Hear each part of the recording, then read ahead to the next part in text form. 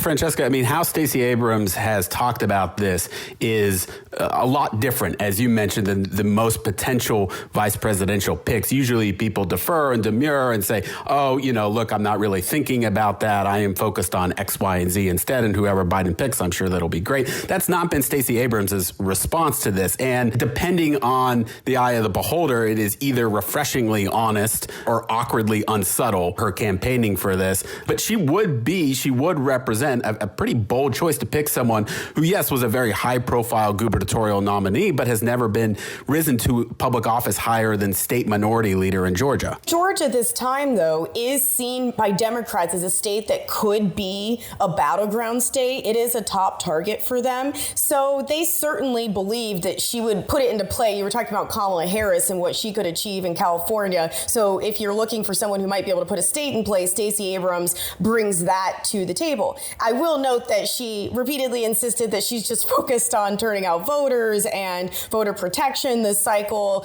and that if someone picks her as VP, that would be great. But at the same time, you can't say she wasn't playing the game. She refused to endorse anybody in the election. And you've got to wonder if that's because, if you pick somebody for an endorsement, then automatically if that person doesn't become the Democratic nominee, then you've put yourself in a position where you might not be on their short list anymore. Right.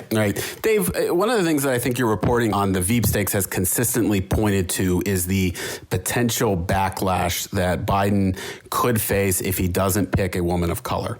Do you think that the Biden campaign understands that they appreciate that? Do you think that could give it an edge to someone like Kamala Harris? Yeah, I mean, it's sort of just an obvious point. I think you've got groups out there that are sort of hinting at this. I mean, you first had groups say it has to be a woman. Biden said, sure, we're going to make it a woman. And now you've got some activists saying, like, look, Black women delivered this nomination for you. African Americans have been a core of the Democratic Party. We've been neglected.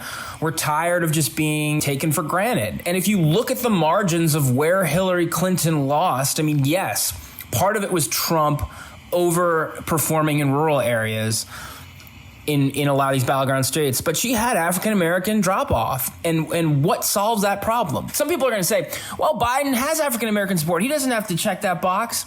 I don't think so, man. I don't think he can take that chance in this election with these stakes. And that's why I just think the pressure is going to be there. And I'm just trying to imagine the day if he were to pick a white woman who is qualified, and Amy Klobuchar and Elizabeth Warren. There'll be a lot of part of the country that is happy with it, that gets behind it. But I think there will be substantial grumbling saying this ticket looks too white for the core of the Democratic Party and what the Democratic Party is really representing in 2020. And my question to Joe Biden is, does he want to risk that backlash? And I am betting he does not. For what it's worth, I agree with you, Dave. Francesca or Dave, any sense of what the timeline for this looks like? Because I think, look, obviously the DNC was pushed back from July to August, the way things stand now because of the pandemic. My hunch is we're going to see Joe pick a running mate a lot sooner than August, though, right? It feels like it's pretty fast moving, and Dave would be able to speak to that more than I would, but it does feel very fast moving right now. I think there are some upsides and downsides to picking someone quicker, right? In this particular environment, it's very hard for Joe Biden and a running mate even to get the kind of national attention amid coronavirus and the recovery that I think he would want for that kind of an endorsement. Of course you'll get the initial bounce and initial interest, but sustained, it's not the same, as Dave said, as having someone out there on the campaign trail every single day. And so there would be a potential benefit to waiting until you could do that again. At the same time, I just wanted to chime in about the very tough conversation we're having right now in America about right, whether or not it has to be a person of color or not, and say that when I've been talking to voters, you're talking about off the record, Dave, they do not want to go on the record on this because it is such an awkward conversation to have. You don't want to be caught saying, I don't think it has to be a person of color. No one wants to say that, but people also don't want to argue that should be the reason someone is specifically picked for the job. I just would say quickly that go ahead, Dave. It's not like Kamala would just be some type of pick to fill a slot because she's an African American woman. I mean, she is a senator from the largest state. She just ran for president.